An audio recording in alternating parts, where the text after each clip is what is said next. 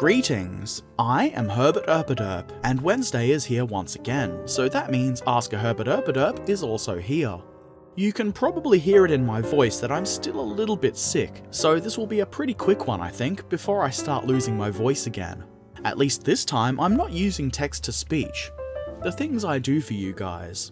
Background video today is my mighty fish General Martok in his new tank. He's an angry fish, but a good fish. He did spend a lot of time working on his bubble nest in this video. Even mighty anger fishes like bubbles. Okay, let's A some cues. On Discord, I'm not even going to try pronouncing that. I believe you go by Punky Ryan on YouTube where you asked a similar question, which was, are you gonna do any Flames of War event? If yes, where? I don't know. I believe Flames of War events are tournaments, which isn't really my thing.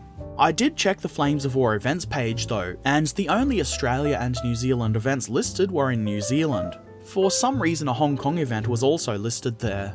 I can't really justify the cost of travelling there to play some Flames of War. I might attend something like that if it were local though, so no, I don't have any plans to attend anything like that, but I might do in future. If so, I will let you know. Kitty Maru said, if you could put a KV2 turret on any tank, which would you choose?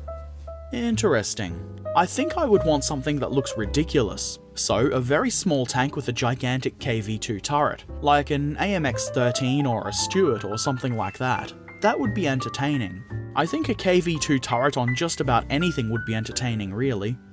Dunkirk said, have you ever built an A7V? I have. A long while ago I built the Resonant Metal Kit from Battlefront. It's the only World War I era tank that I have at the moment. Fun fact, the only surviving A7V in the world has recently returned to a railway museum near me. The rest of them are replicas. I intend to go and see it soon. I've been waiting for school holidays to end to go and see it, because the railway museum gets crowded at the holidays and I don't really like that. I definitely plan to do a video about it. On last week's Ask a Herbert Erpaderp, Gmia Spriada said, Herbert, could you do a post-apocalyptic car again? I really enjoyed the bug which you switched into a war bug. How about another car? Yes, I will eventually do another one. Or maybe a truck, because that would be awesome too. It really depends on what kits I can find in an appropriate scale. I would really prefer to finish painting the Battle Beetle before I build another one. It's already taken me way too long to get that done. Boar Harms said, could you make a video about your RCT-34? Maybe show and drive it. I have been considering doing that for a while. I've been trying to figure out a way to mount a camera to it and I want to find somewhere interesting to drive it. I've got some ideas and it'll happen eventually. Declan Burns said, can you do more 1/35th scale stuff? Also, favourite rodent? I do plan on doing some more 1/35th scale stuff, and some other scales too. Those kits do tend to take a lot longer to build and make videos about, so I do them less often. There's also the storage space issue. I can't store a lot of large tanks because I just don't have the room, so if I start building loads of 1/35th scale tanks, I won't have anywhere to put them, and eventually I'll be crushed and killed under all their weight. Rest assured though, more larger scale kits are coming. Also, I will eventually finish painting the Tamiya King Tiger I built a long while ago too. My favourite rodent, I'm not sure. Of course, I have a soft spot for mice. They're fun pets to have. Guinea pigs are adorable too, and I would get some if I had the space to properly keep them. A Patagonian cavy would also make a really interesting pet, but I definitely wouldn't have the space to care for one of those. So I guess I choose mice. Ryan too said, a little late here, but I've managed to use rubbing alcohol when I needed to strip paint once. Adding water seems to have caused it to heat up. This can soften resonant plastics as I found out. Which do you like more and why? The M18 Hellcat or the M36 Jackson? I'm not entirely sure that adding water to rubbing alcohol should actually cause it to heat up. I'm pretty sure rubbing alcohol is already diluted with water. I'm no chemical surgeon, but maybe there's something in the water reacting with the alcohol. Either way, it's always a good idea to test things before using them on your good models. Also, be careful with anything that heats up. I've heard that burns aren't fun. Do I prefer the Hellcat or the Jackson? I think I would choose the Hellcat. It looks cooler, it's faster, and it's called the Hellcat, which is a pretty cool name. The Jackson is cool too. If you're playing it in a game of bolt action or Flames of War, you can make all kinds of great jokes about moonwalking if you move your Jackson backwards. Both have their positives, but I like the Hellcat a little bit better. Tim Nicholson said, "Few questions for you, Commissar Erpaderp. If you were going to be in any film about World War II, which film would you be in and why? Mine would be Battle of Britain, 1969. Are you considering watching Dunkirk, and what's your impressions from the trailers so far? Finally, if money and space was no object, what 1/35th scale kit would you want and why? Recently finished TACOM's 1/35th scale King Tiger Porsche turret with full interior. I didn't know it, but that was mine after I finished. Great to see you back." Thank you, it's great to be back. I don't know what movie I would want to be in. Do you mean in movie universe or just playing a role in the movie? Because that's an important difference. I think maybe Fury, mostly because I like tanks. There's probably about 1 billion World War II films that I've forgotten that could make better answers, but Fury seems like it would be cool to be in. I am definitely going to see Dunkirk. It comes out on Thursday the 20th. I normally see my best friend most Thursdays, and we might go and see that on opening night.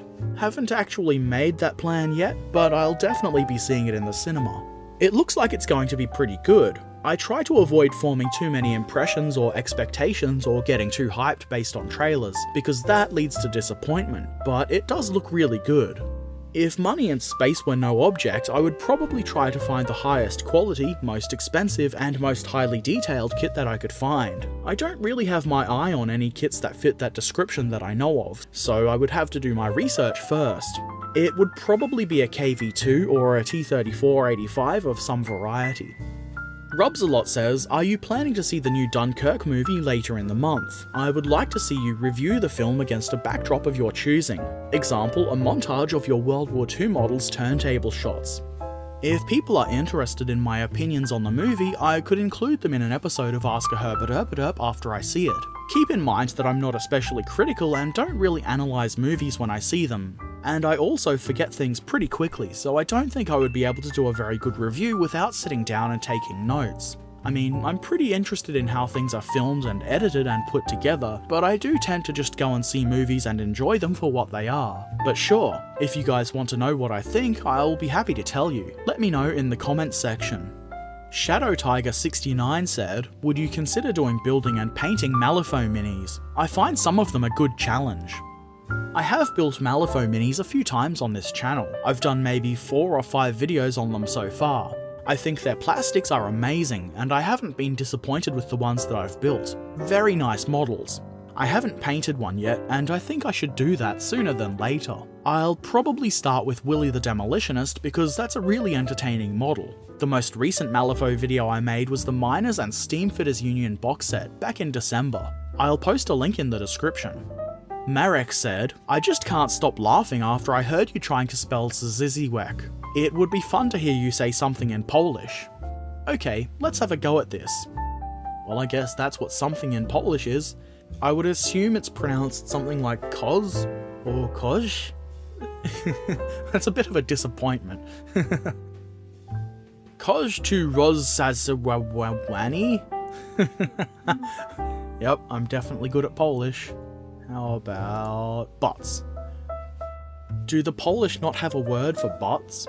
What do they sit on? What do their rifles have on the end of them? Those wacky Polish.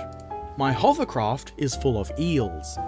Muż podesazekałych? Just pełen wegorzi. Muż podesazekałych? Podesłałych? Is that right? Jest pełen wegorzi. I know how to speak Polish, good and proper. Suburban Scumbag said, "Methylated spirits is good for stripping paint off plastic miniatures, but you'd have to Google it and find the Aussie equivalent. The Aussie equivalent of methylated spirits is, well, methylated spirits, colloquially known as metho, so if you hear an Aussie going on about somebody drinking metho, you know what they're talking about. Also, don't drink methylated spirits." On Monday's video, in which I painted some Plastcraft roads, Potato Inc. said, "Did you order these online? If so, what site? Or did you find this in a hobby shop? If so, what store?" I'm pretty sure I got these online from the Combat Company, which is usually my first stop for hobby needs. I'll put a link in the description. Prowacator said, glue some rough sandpaper on the road. Painting that will produce a very nice tarmac look. This is indeed a good tip. I did this myself when I made some roads for Flames of War, though it wasn't very rough sandpaper. It was the black wet and dry stuff, and you can see it in the solo bolt action video that I did a few months ago. It turned out looking a little bit modern, at least to my eye. The Plastcraft road does have a very slightly rough pavementy texture to it, which I think is good enough for the model. Though if you do want more detail on your roads, sandpaper does seem like a good option. You just have to be careful not to scrape your models along it. The anime pilot said, can you show us your full gaming table, what you would play Flames of War on? I don't really have a full gaming table as such, at least not one that's set up. I just don't have space for that kind of thing. What I do have is 3 2x4 foot table sections that I clamp together and put on a folding table, one of which you saw in that video.